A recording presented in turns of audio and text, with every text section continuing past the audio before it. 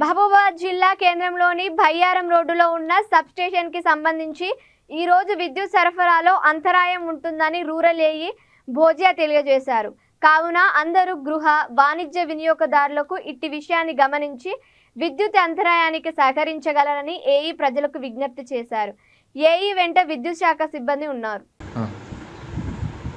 Okay sir.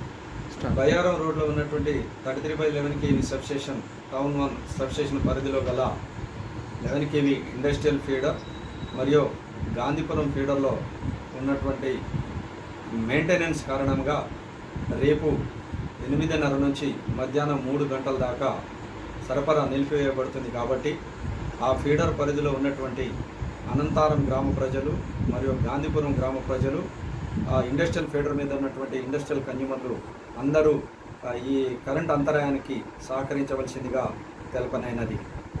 ఇట్లు Mahabubabad rural AE భోజియా.